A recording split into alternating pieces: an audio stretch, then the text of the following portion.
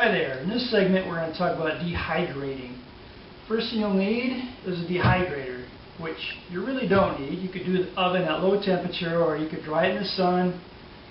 But believe me, you're going to get a dehydrator, just save some guesswork and some hassles and just get a dehydrator.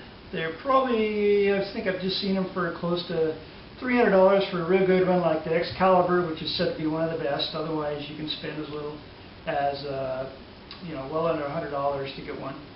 But this is the Excalibur, and I guess the reason why it's recommended is because it holds 9 trays. You can dehydrate a lot in there at one time, and other than that, it's just basically a heater element that's behind there and a fan that blows that heat through little holes along in between the trays to dry things out. And this one also has the temperature gauge, which goes from 85 to 145. Of course, if we want to keep things raw, we're going to do it at anywhere below 115. We usually try to keep it about 110. So it's the same effect as if you dried it at a higher heat. It's just that you save the life of your food. The enzymes are still going to be intact, and it just takes a little longer. So other than that, there is a timer on here. We usually actually just leave it on run, and we just keep checking it. You can't really over dry too much unless you're going to be gone and not checking it very often. Then that's when it comes in handy. Otherwise, we do have this thing already filled up with some amaranth and some millet.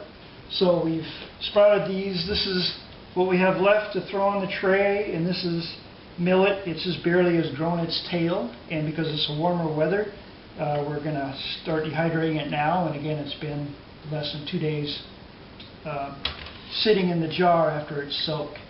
But what we're going to need, since the dehydrating trays have a mesh with a bunch of holes in it, which is good for doing things like nuts, which we got here.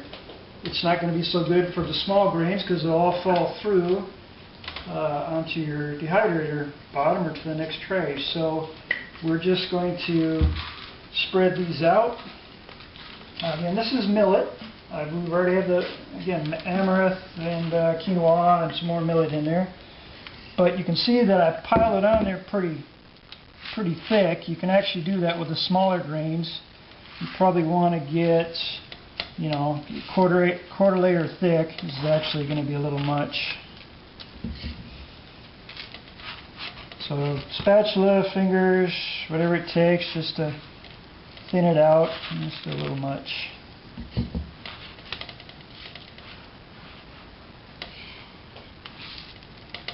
Okay, so that's going to, dehydrate pretty well, just because it's, smaller grains and it's kind of lighter, airier grains anyway. So now all we're going to do is put that in there, along with our almonds. So we've soaked and sprouted for a day maybe. Again, nuts aren't going to sprout, but they're soaked to get rid of all that phytic acid and tannins and all that other stuff that we want to get out of there before we ingest it, so that it's a little safer and actually a little more nutritious. So we got our dehydrator full, and all we're going to do is turn it on to run and let it go. So the amaranth and millet you're going to let dehydrate for about 8 to 12 hours, and you'll know when it's done. It'll be dry, crunchy, no longer moist. That includes the quinoa. And I know it seems like a big hassle to sprout and dehydrate the grains, but when you're done, you're going to have a good quantity of grains that are going to last quite a long time. So you won't have to do it again for a while, and they'll be at your disposal. All you got to do is throw them in the little blender or grain grinder, and they're ready for use. The biggest benefit, of course, is to our health. The nutritional value of the sprouted dehydrated grains is going to be much, much greater than other grains that you may even grind yourself without sprouting, but especially the ones that you would buy already ground that who knows how old they are, but even after hours of grinding, they're going to be starting to diminish in their nutritional capacity and almost worthless by the time you would open that bag and use it. Here's Should Saunders. not be up on the counter with food. Other things that you can dehydrate in the dehydrator. Everybody probably knows of fruit. We have over 150 fruit trees here on our home orchard. So we definitely have an excess of fruit at times that we dehydrate, and we can take on the road with us and have a nice snack. We don't have to worry about keeping cold or worry about spoiling. You can make like a raw seed crust that we have the recipe for in our book that are excellent for making raw pizzas or raw sandwiches. Also, we do a veggie, what do we call it? Thank you Veggie Much recipe. That's just got a bunch of veggies with marinade on it, and kale chips, which we're going to show you how to make also. Kim will show you how to do that. They're very good. So almonds, of course, that we have in there, and the same sauce that we use for kale, we're going to show you how to put on the almonds, and that's going to make our seasoned almonds, which is in the book.